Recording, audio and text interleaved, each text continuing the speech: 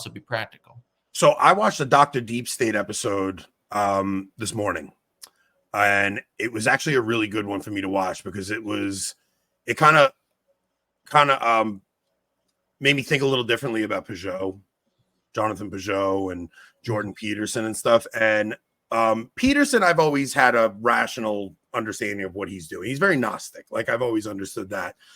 But they played a clip of Pageau on with Ben Shapiro and just pointed some things out that maybe Jonathan didn't say out of like a sin of omission.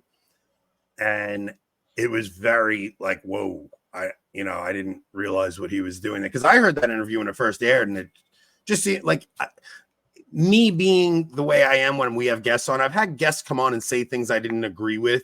And out of the sake of not wanting to be confrontational, I just kind of let them say what they're going to say. And I don't really push back on it too hard. And I think that's what Jonathan was doing.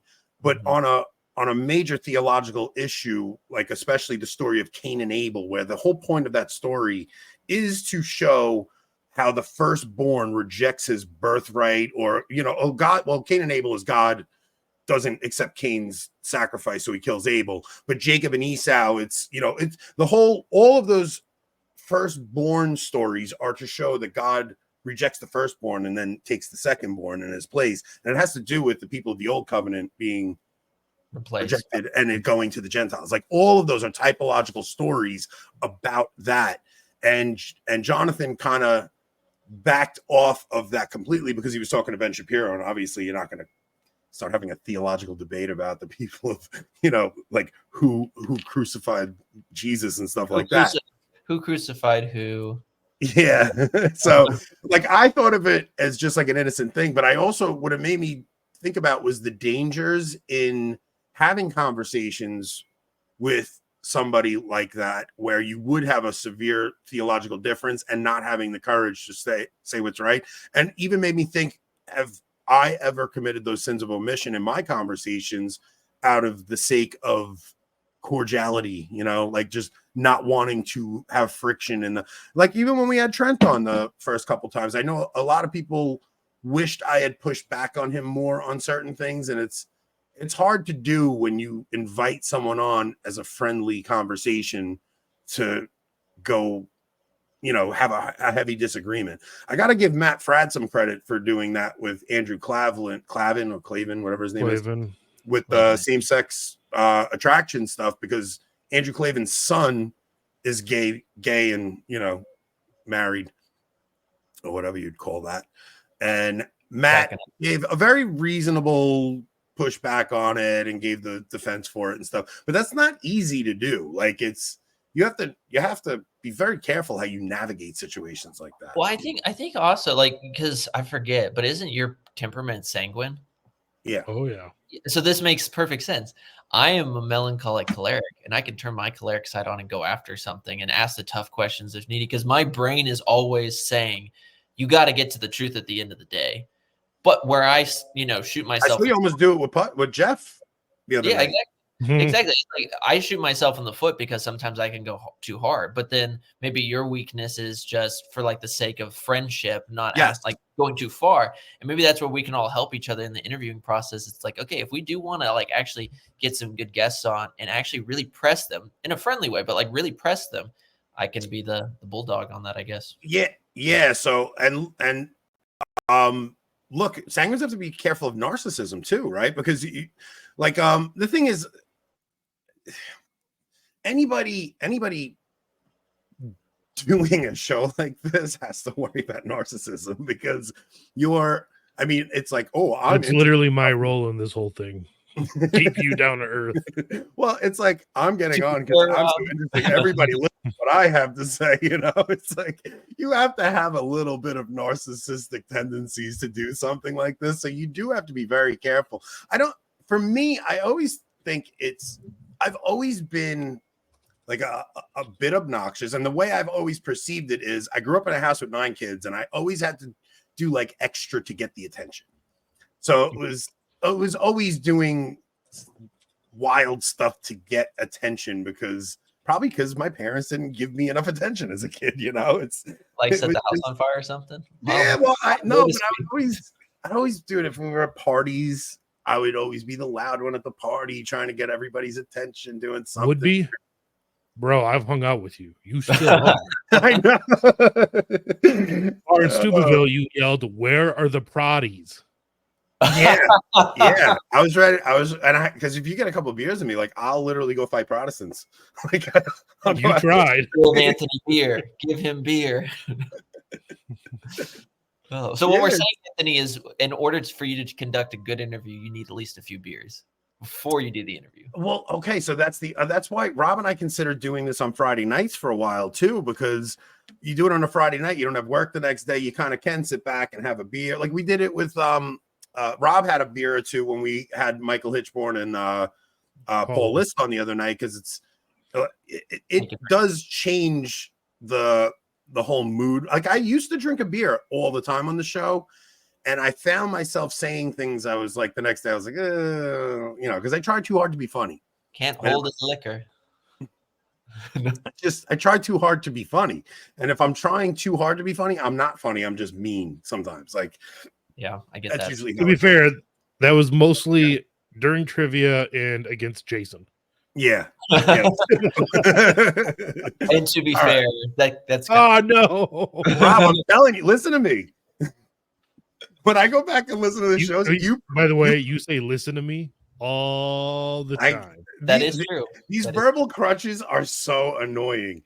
But when you go back and listen to the show to like cut up clips, you pay attention to it, and we all have these verbal like we're actually ruining the show for the people that watch it. Yeah, no one's gonna want to listen to us anymore. They're going to just be like, he said it again, he said it again, he said it again. Oh. So the listen to me thing is the same thing as my uncle saying, I'll tell you right now. It's just to be fair. It's be fair. Family mention, drink.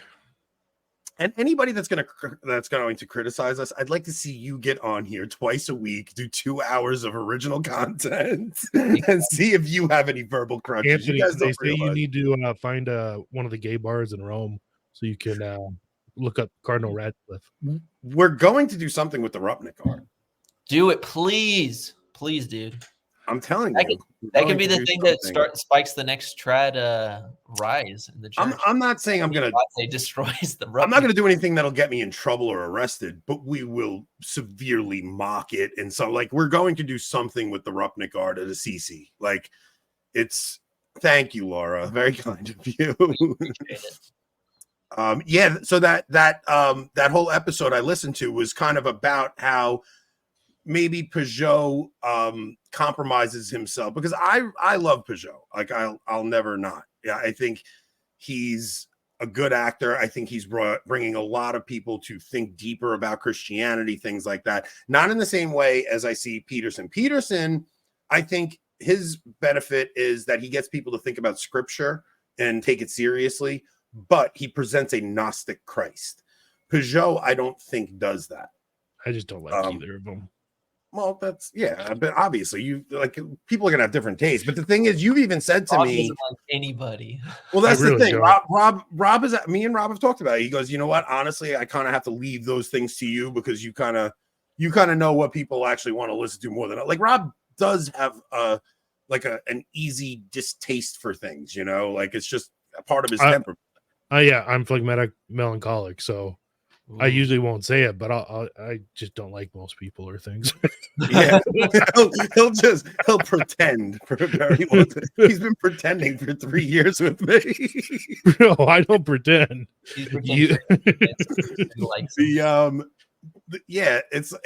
But Rob, exactly.